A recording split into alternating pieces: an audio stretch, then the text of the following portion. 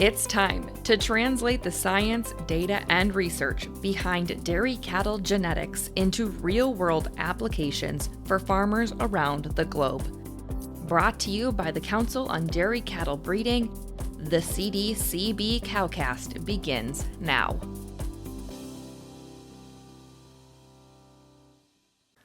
Welcome to the first episode of the CDCB CowCast. I am Katie Schmidt, the Industry Relations Manager for the Council on Dairy Cattle Breeding, and today's host for this first episode of our webcast series.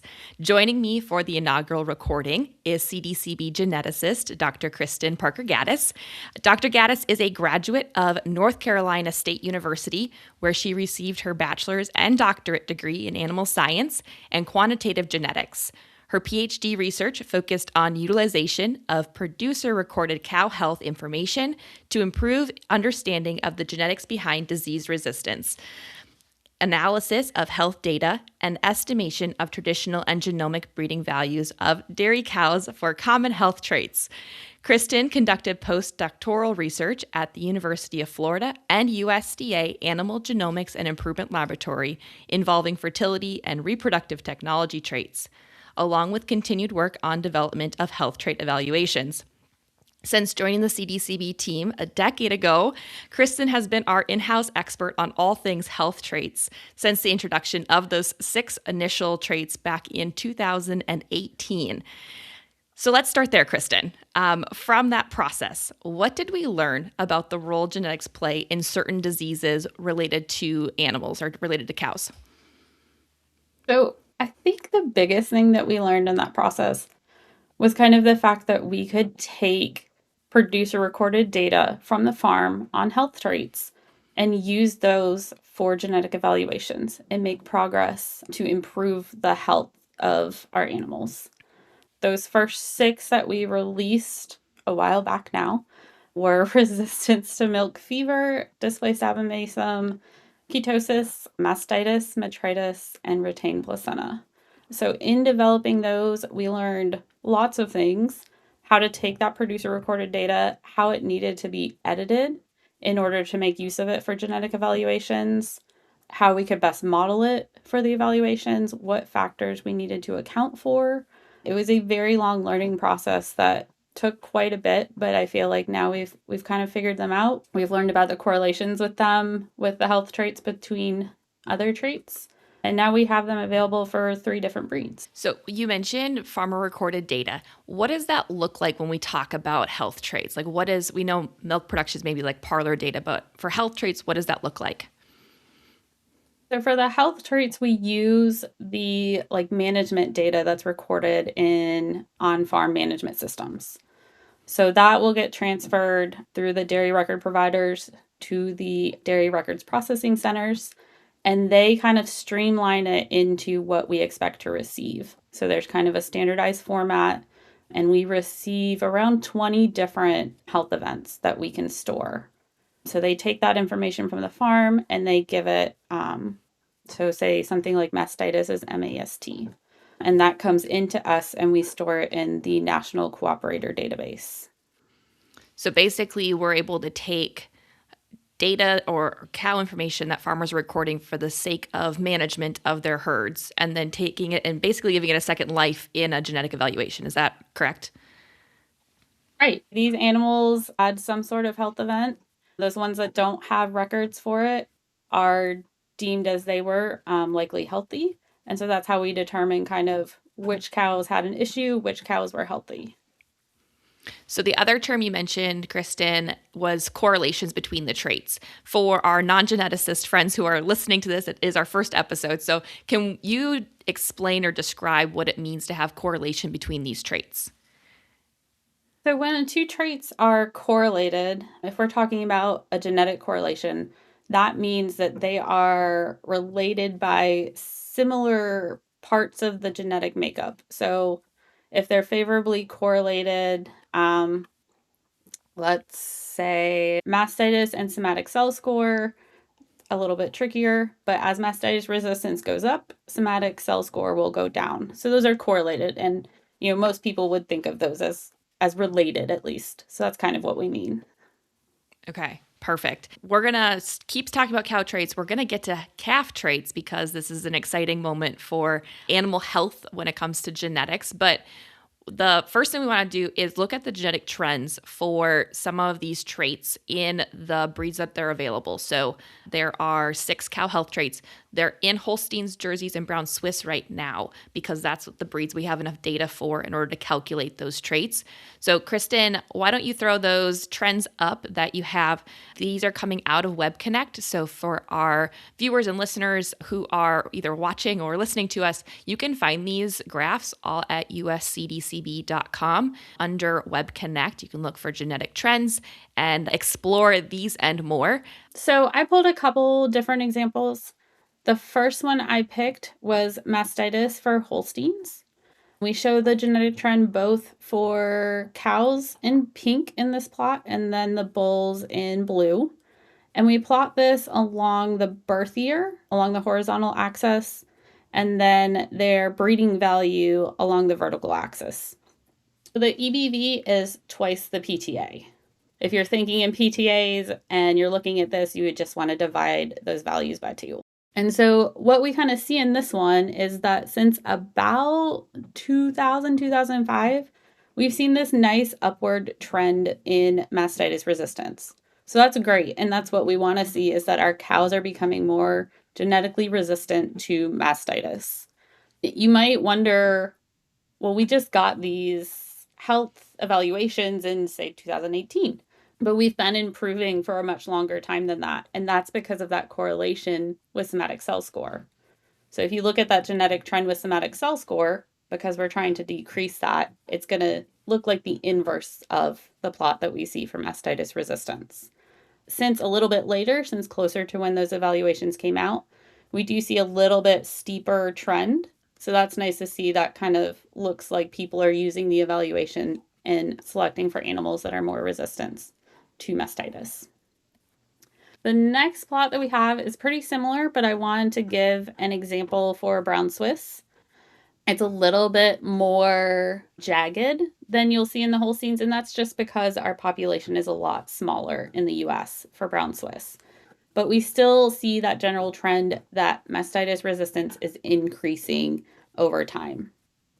And then for the Jerseys, we don't have quite as nice a story for mastitis, but I thought ketosis might be a little bit more interesting for Jerseys. When I was doing my postdoc, I know ketosis was a major concern in the Jersey breed, and I did some work with them on ketosis. So I pulled the ketosis genetic trend for Jerseys, and a similar thing, we see a nice, generally increasing trend for resistance to ketosis. And since we've had these evaluations, we see a little increase in how fast that rate of improvement is going on. So that's really nice to see for them as well. So, Kristen, a lot of producers and breeders probably aren't looking at a bulletproof or looking at their female genomics and saying, hey, I'm selecting specifically for these 6 health traits. So how are we seeing this kind of improvement when it's not maybe on the individual trait selection that producers are using in their selection process? So there's a couple of things. One, if they're using net merit, these traits are included in net merit. So if they're looking at the overall scores of net merit, the health traits are incorporated into that. And these health traits are also, as we talked about the correlations, they're correlated with other traits. So things like productive life and livability. We've been making a lot of progress in these health traits because we had those traits earlier and they're correlated and related. So as we improve the cow's productive life or her livability, cows that live longer in the herd, produce longer in the herd, they're going to be healthier most likely. So we've been making indirect progress all along, really, with the health traits.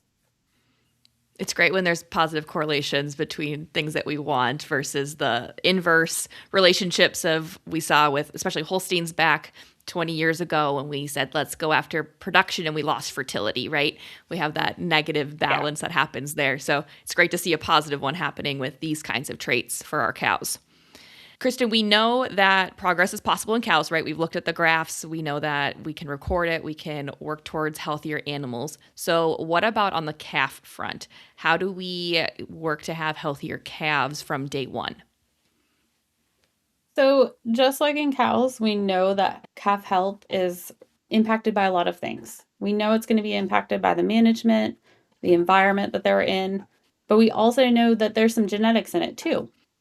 So, that was kind of where this all came about was okay, can we use genetic selection to improve calf health in addition to the cow health that we have?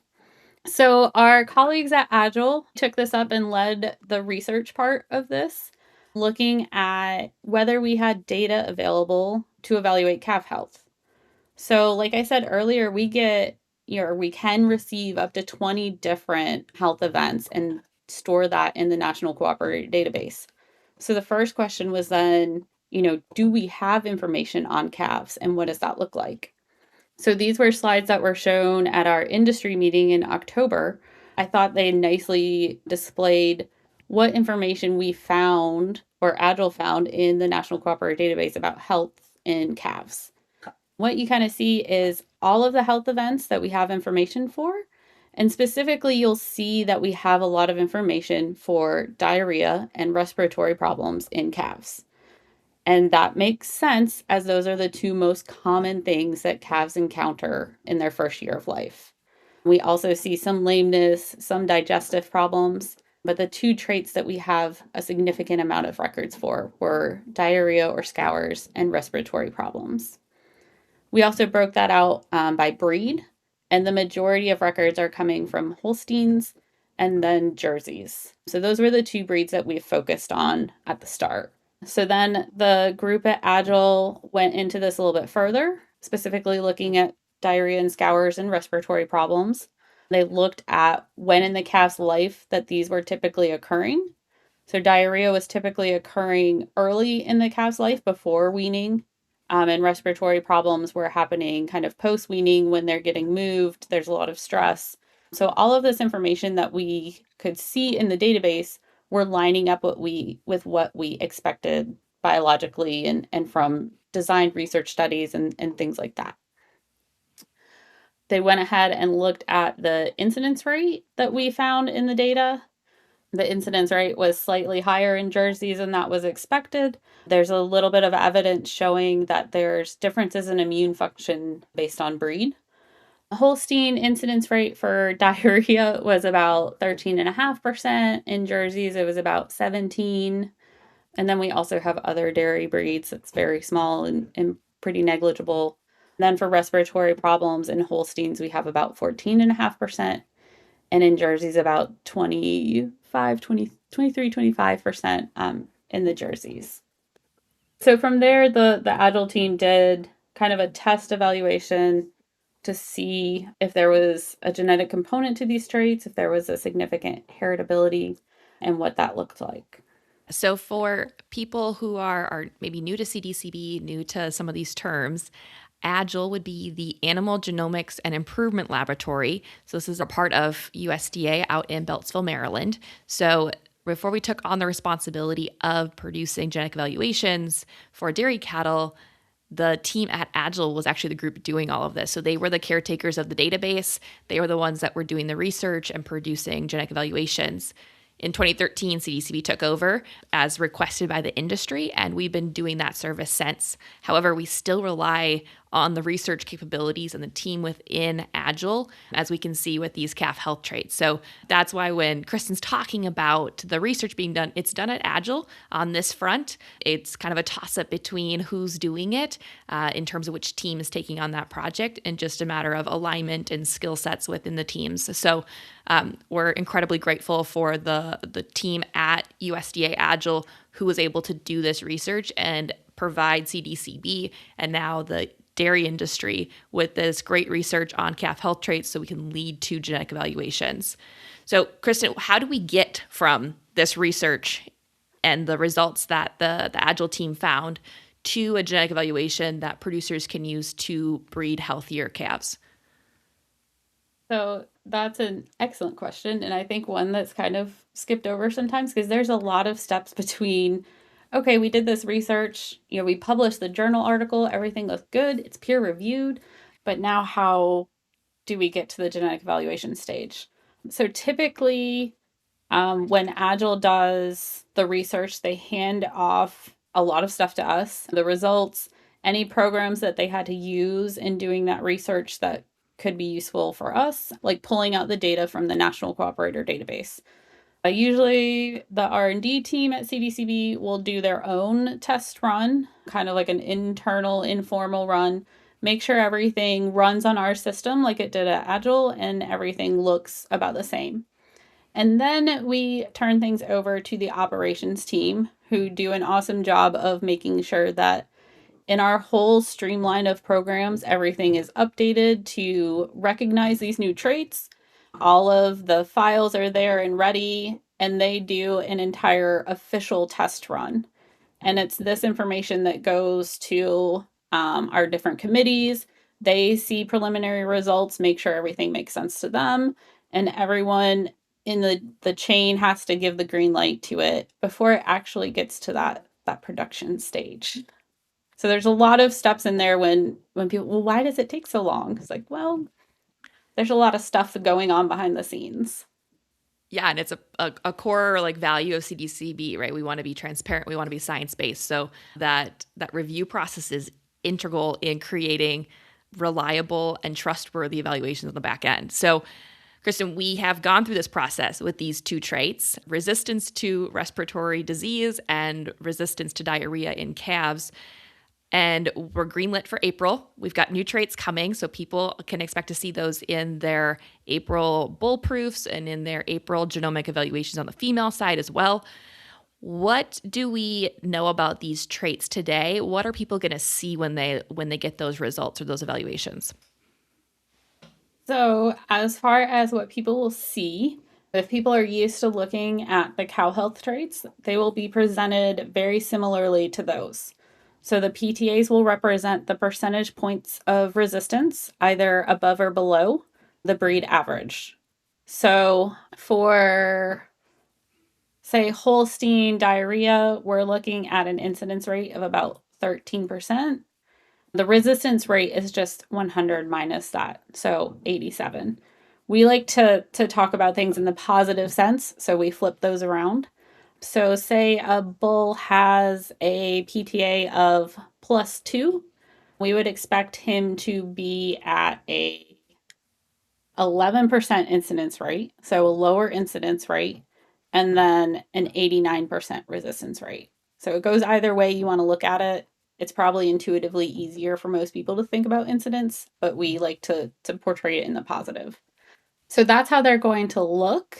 We know some preliminary stats on the traits. I won't swear to any of these because we just finished the official test run.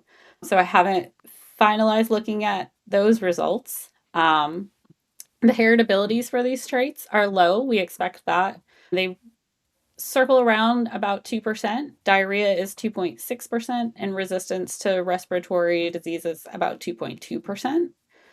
The ranges for these traits that we see, I've looked at the active AI bull population for resistance to diarrhea. Those range from about 5 points less resistance to about 3 points more resistance in those bulls.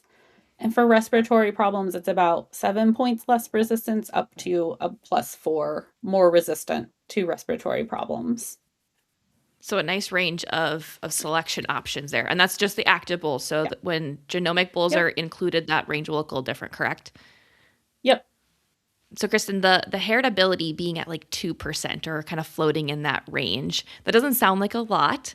So how does this information actually help us have healthier calves when it's such a small amount of heritability, which would be the influence of genetics in an animal? So can you talk us through that? Like, why is it important still to select for a resistance to these health conditions with such a low heritability?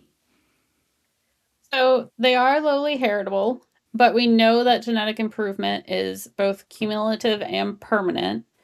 So, with having a genetic component and having these evaluations available, we can make genetic improvement in them. It will be slow, but genetics is really the long game. And we're banking on that fact that it's cumulative and permanent. It's not going to regress if we don't focus on it, but we make progress that way. And we know there's an economic importance to these traits. We know that raising calves is the second most costly component of producing dairy cattle. So it is important, and we can use this as one tool in our toolbox, in addition to managing their environment, making sure we do all the things we're supposed to do for calves. This is another tool that we can use to ensure that we get as healthy a calf as possible. Right. We're not saying that we should forget about the 5 C's of calf care and all of the things that it takes to raise healthy calves, but that the genetics is a piece that can help, right, for in the long term. And we Yeah, can't express those genetics if it's not in a favorable environment either. So it's crucial to have kind of both those pieces. absolutely. Yeah. And so the other part of new traits that we have to talk about too is the reliability of them. What can we expect to see on that front across the different breeds with Holstein and Jersey both getting these 2 new traits in April? We expect relatively low reliabilities at the start. For proven Holstein bulls, resistance to diarrhea is about 48% for the average. And for respiratory problems, it's about 53%. For young bulls, it's about 5 to 10 points lower than that.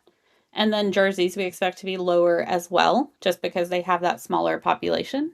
The good news is that as we continue to get data into the National Cooperative Database, those reliabilities will increase. We saw this with the cow health traits.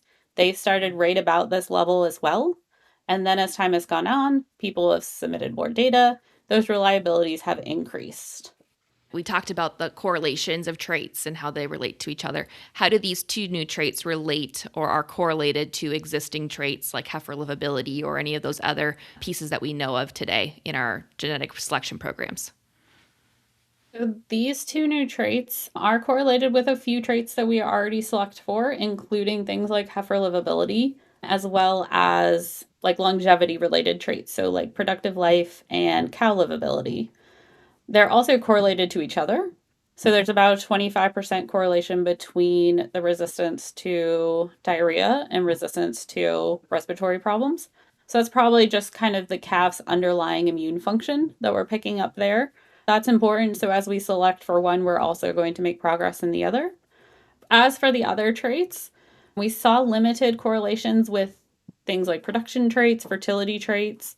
So we're not going to have a big impact by including these calf traits. Production and fertility will kind of remain as they were. There's not a lot of correlation with some of the cow health traits either that we're seeing right now. So that really underlines it is important to have these traits available so that we can make some progress in calf health. As for the correlations that we did see that were significant, so as I said, respiratory was found to have a significant correlation with productive life. And then both traits were found to have significant correlations with both heifer and cow livability. Now, I say significant, but they were still kind of small. So, about 10% for livability and about 20 to 30% for heifer livability. So, those calf health traits related to heifer livability make sense. Yeah, and the other thing that we talked about on the cow health side of things is the fact that we're making progress because those traits are included in breeding indexes like net merit or cheese merit or other indexes out in the industry that people are using. So, will these traits be included in the lifetime merit indexes, Kristen? Do we expect that right away? So they are likely to be included in the net merit indices, but they won't be immediately included. So we like to publish a new trait individually, let people kind of learn about it, get more familiar with it, understand it better. And then usually when there is a net merit revision, if they are up for inclusion, then they'll get included at that point that we update net merit. So we'll give it at least one publication to just kind of be on their own before we would think about putting them into net merit. Okay, so not in April. They won't be included, but No, in the future, we would anticipate yeah, that they would be included in those indexes. right. Yep. Okay, Kristen, are there other calf diseases that we see genetic solutions for in the future? Like what comes next? There's a couple of different options.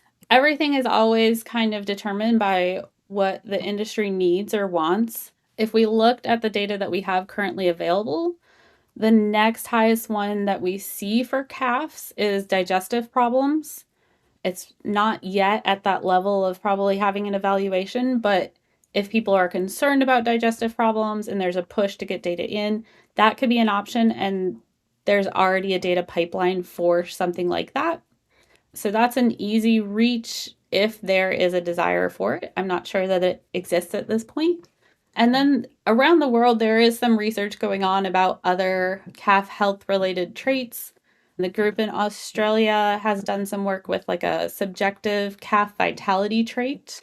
There's work that's been done about passive immunity transfer in calves. So, like, if they get that colostrum sufficiently and how that impacts their immune system. They're really interesting. Things like that would require an entirely new pipeline. If there's the need, if there's a push for it, then yeah, it's interesting and it could help. Those two novel calf traits have heritabilities of around 10% so far. So that is intriguing, but it'll take a lot to get there if the industry wants it in the US. Yeah, speaking of what the industry can do to influence these things or what the offerings look like or the reliability of these new traits, Kristen, can you talk farmers through like what it means to collect data for these traits or how to make sure their data is moving into the National Cooperative Database to support the further development of these traits? So long as this information is getting put into a herd management system and that information is able to transfer to your dairy record provider through the dairy records processing centers, that should be good. You need to make sure that they have the authorization to transfer that information to the National Cooperator database. So that's kind of a key step in order for us to receive the data and use it for kind of research and evaluations.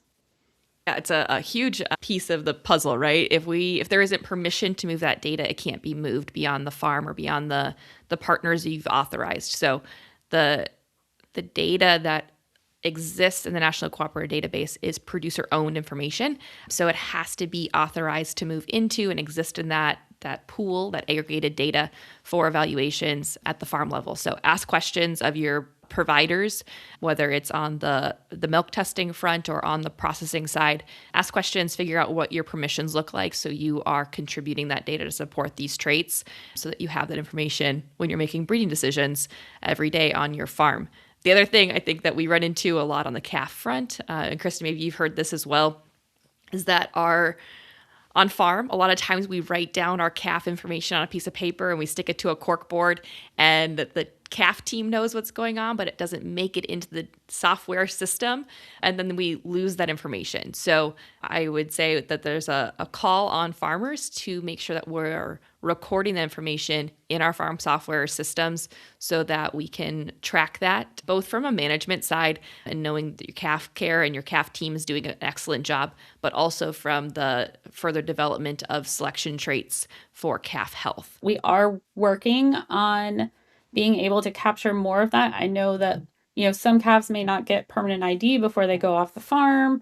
Some go to heifer raisers. So we are working with our industry partners to try and capture even more of the calf health data and make these evaluations more robust. So that's going to be interesting as that unfolds and hopefully get some more data into the evaluation as well. We're going to have to make one of these episodes about animal ID and data movement because if there is a problem that I have learned about since joining the CDCB team, it is animal ID. So I'm sure we could talk for 30 minutes about that pretty easily. For sure. Kristen, thank you again for sharing such great information about these two new calf health traits and the cow health traits and all of the work that's been done to help farmers have healthier cows and make genetic progress in this front of our dairy herds. So we appreciate it. Thank you again. We're really excited about these coming out in April. Any closing comments on your end? I'm just really excited, as you said, for these calf health traits to come out for people to use them. And I'm kind of excited that health got to be the inaugural episode. That's pretty awesome. It's pretty awesome. And hey, we're glad you can do it and be a part of it. You're certainly the expert within our team on this front. So thank you for taking the time to be a part of the inaugural episode. And for listeners and viewers, you can find new episodes of the CDCB CowCast every month on CDCB's YouTube channel and on podcast streaming platforms of your choosing. So stay tuned, keep coming back. We will have our next episode talking about female reproductive performance traits. Thank you, Kristen, for helping us kick this series off with calf health traits. Thank you for joining us for this episode of the CDCB CowCast. If you enjoyed it, be sure to like and subscribe wherever you are streaming. Questions or comments about the topic covered in this episode can be sent to outreach@uscdcb.com. That's outreach@uscdcb.com. Or you can send us a message at the Council on Dairy Cattle Breeding on Facebook and LinkedIn. We look forward to hearing from you and see you again next month.